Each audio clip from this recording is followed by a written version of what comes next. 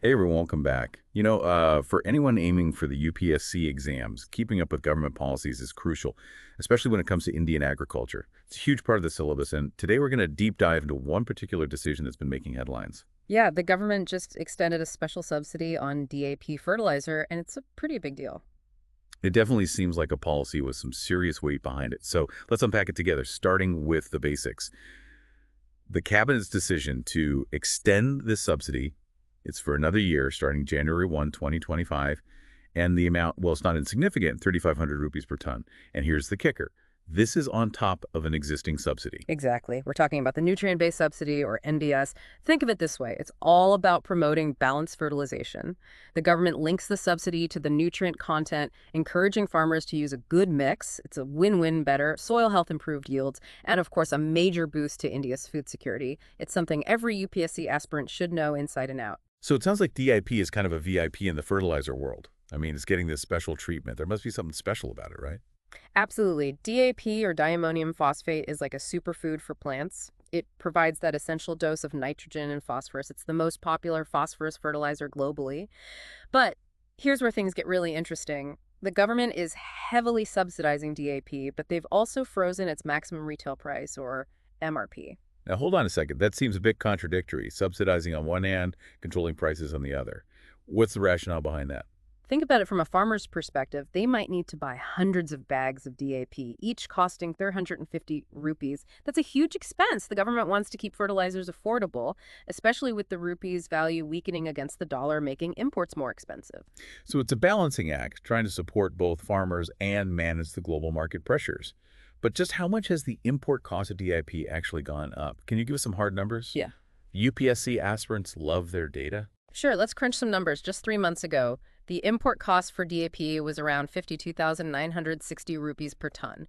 Now it's jumped to 54,160 rupees. And remember, that's just the landed price factor and transportation handling dealer margins. And you're looking at a staggering 65,000 rupees per ton. Wow, that's a steep increase. I can see why the government feels compelled to step in and support the fertilizer companies. Exactly. And those companies are definitely feeling the pressure. Importing DAP at these prices is simply not sustainable unless the government either increases the subsidy or allows them to raise the MRP. So it's a classic policy dilemma, one that's likely to pop up on your UPSC exams now. Let's dive deeper into the challenges and concerns surrounding this subsidy because it gets even more fascinating from here. And, even with this extended subsidy, fertilizer companies, they're still predicting a possible shortfall of about 1,500 rupees per ton. That's how much this drop in the rupee's value is hurting them. That's a tough situation for everyone involved, and I imagine it adds another layer of complexity when it comes to preparing for the upcoming harvest season. Absolutely. We're talking about the Kharif season here, which starts in June and July right now.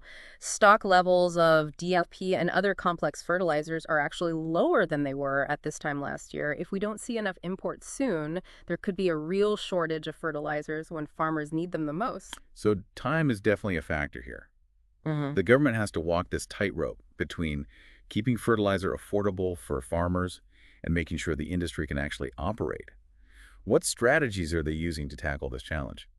Well, their main strategy has been to compensate fertilizer companies for these high import costs. Back in September, they approved a plan to do just that for DAP imports that are above a certain price, but there's a catch. Those calculations were based on an exchange rate of 83.23 rupees to the dollar. And of course, the rupee has weakened since then. It's fallen below 85.7 to the dollar now. So the government's original plan might not be enough to cover the actual costs anymore. Exactly. And we're not talking about small amounts of money. This extended subsidy is going to cost the government an extra 6,475 crore rupees.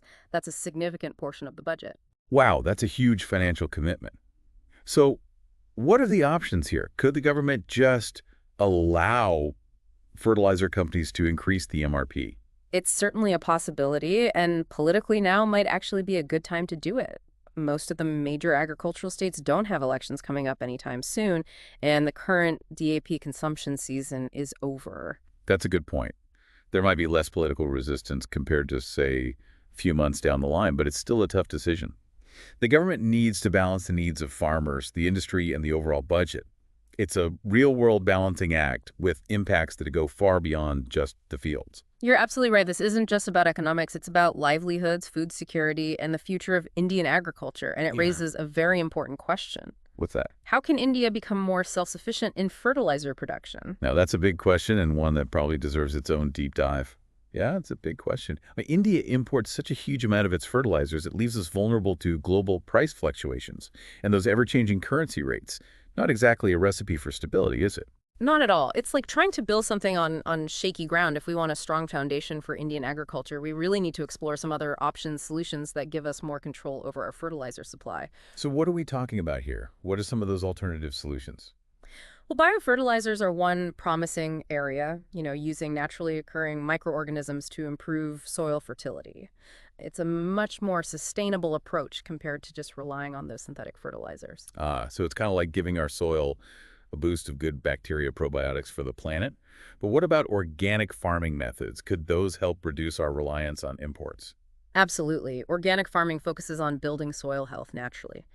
Techniques like composting and crop rotation, it really minimizes the need for synthetic fertilizers, making it a much more self-reliant approach. Okay, so biofertilizers, organic farming, they both sound great in theory, but realistically, every solution comes with its own set of challenges, right? Of course, there's no one-size-fits-all solution. For example, biofertilizers, they might not be as effective in all soil types or for all crops. And shifting to large-scale organic farming, that would require a big change in mindset and practices, which takes time and resources. Right, it's not just about, flipping a switch. There are economic factors, environmental considerations, and the impact on farmers to think about. Exactly. And that's where our future policymakers come in. This is the kind of complex challenge you might face in your UPSC journey. Analyzing different viewpoints, weighing the pros and cons, and ultimately finding solutions that are both practical and sustainable. So for all our UPSC aspirants listening, this isn't just about keeping up with current events. It's a call to action.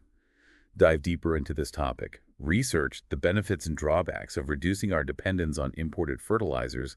Consider the economic, environmental, and social aspects. We've given you a good starting point with this deep dive. Now it's your turn to take it further.